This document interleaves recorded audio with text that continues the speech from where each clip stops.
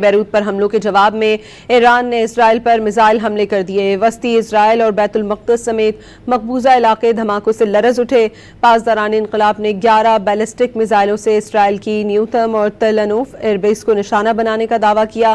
اسرائیلی فوج نے بھی ایران میں کم از کم 3 شہروں پر بمباری کی۔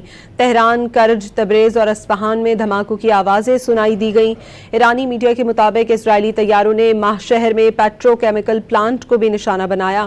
ایرانی فوج نے خبردار کیا ہے کہ بیروت پر حملے نہ رکے تو اسرائیل پر حملے جاری رہیں گے۔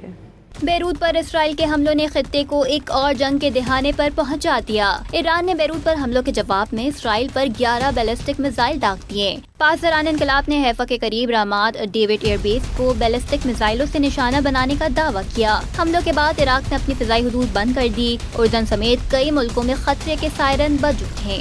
دوسری جانب اسرائیلی حملوں کو رکوانے کے لیے ٹرمپ کی نیتن یاہو کو کال بھی کام نہ آئی۔ صہیونی فوج نے رات گئے ایران کے کم از کم 3 شہروں پر بمباری کی۔ تہران، اصفہان اور تبریز سمیت مختلف علاقوں کو نشانہ بنایا گیا۔ ایرانی شہر کرچ اور کرمان شاہ میں بھی زوردار دھماکے سنے گئے۔ اسرائیلی فضائیہ نے تہران کے مہرآباد ایئرپورٹ پر بھی بمباری کی۔ حملوں کے بعد تہران خمینی ایئرپورٹ کو بند کر دیا گیا۔ پاسداران انقلاب نے کہا کہ اسرائیل نے فضا سے مار کرنے والے بیلسٹک میزائل استعمال کیے۔ خاتم الانبیاء ہیڈ کوارٹرز کی جانب سے جاری بیان میں کہا گیا کہ اسرائیلی فوج نے ماہ شہر میں پیٹرو کیمیکل کمپلیکس پر حملہ کیا۔ اس حملے میں پیٹرو کیمیکل تنصیبات کو نشانہ بنایا گیا۔ اسرائیلی حملوں کے بعد ایرانی فوج نے آج صبح اسرائیل پر مزید میزائل داغ دیے۔ پاسداران انقلاب نے دعویٰ کیا کہ نئے حملوں میں اسرائیل کے نیواتم اور تل انوف ایئر بیس کو نشانہ بنایا گیا۔ یہ کارروائی اسرائیل کے ریڈار سائٹس پر حملوں کے جواب میں کی گئی۔ ادھر ایرانی میزائلوں سے مقبوضہ علاقوں میں خطرے کے سائرن بج اٹھے۔ اسرائیلی میڈیا نے حملوں میں بڑے پیمانے پر نقصانات کی اطلاع دی۔